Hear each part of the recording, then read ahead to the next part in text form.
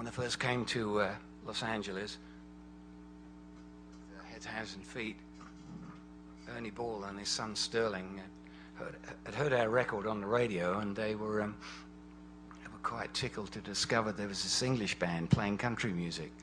So they came to a couple of gigs, and we became really firm friends. You know, we went down to their factory, which was down in Newport Beach at the time, and really became good friends of the family, sleeping on the couch down there and whatever, you know. So, you know, and we've had a long association ever since. This was like 71, maybe 71. And, of course, I haven't had to buy any strings since, which has been pretty handy. Sterling's been a great friend, I must say. You know, back in the early 70s, his godfather, Tom Walker, started the Music Man company with Leo Fender. Leo was designing the guitars, and Tom did the amps. So I was one of the first to get, you know, the amps that came off the line there. You know, every time they had a new amp, I had one. You know, so I think I've got about 15 of them now, all different shapes and sizes. You know.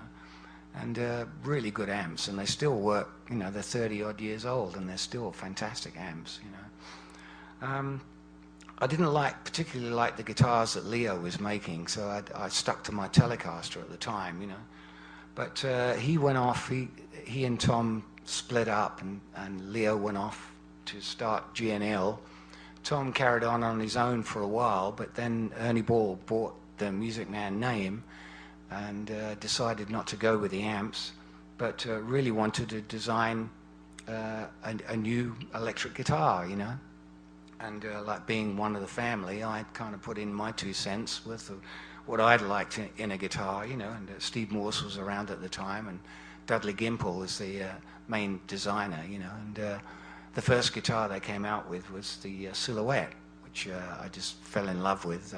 I took that on the road with the Everly Brothers, and it just worked perfectly for the kind of gigs I was doing, you know. So I played the Silhouette for a couple of years, and then Sterling called me one day. He said, I've got a guitar that you'll like. We just made some prototypes, and it looked very much like this.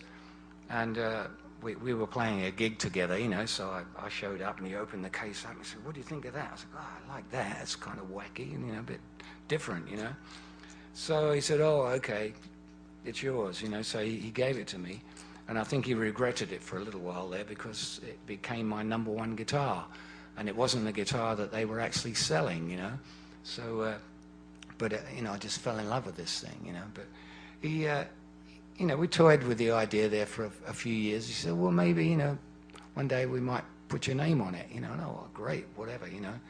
I was happy playing a guitar that nobody else had, that was made by a major company, you know. But so he got the production up. You know, he built a new factory, and then he was making guitars for Eddie Van Halen, and of course Eddie can sell a few more guitars than I can, so I had to wait, you know. But eventually my guitar came out, and I've forgotten how many years it is now. It must be 12 years, 15 years now it's been out there. And I just love it, you know. It's been a really reliable guitars, you know.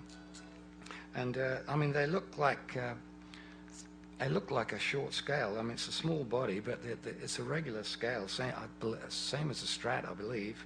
And the spacings on this are the same as a Strat, but I don't know, it just seems to sustain more than the Strat, just because it's more compact, and you know, the fact that you got a shorter headstock. And I have Seymour Duncan's in my guitars. I really like his pickups, and he was always very good to me over the years. You know, if I needed a pickup for my telly or whatever, he'd just send me one, you know. So I wanted to repay him for his generosity, so I really wanted to use them in my guitar. Initially, they didn't have tremolo, and I hadn't been using a tremolo since the early '60s, when I had my Bigsby, you know. And but they sent me one to evaluate one day. They had some other pickups that they wanted me to try, you know, and it had a tremolo on it, and I said, well, you know, I don't think the pickups are any better than the ones I've got, but can I keep the guitar? I like the tremolo, you know, and it's become a staple now. I really like it. Really well designed, and it always comes back in tune, you know. So yeah, I feel very grateful I've got such a guitar, you know. They do.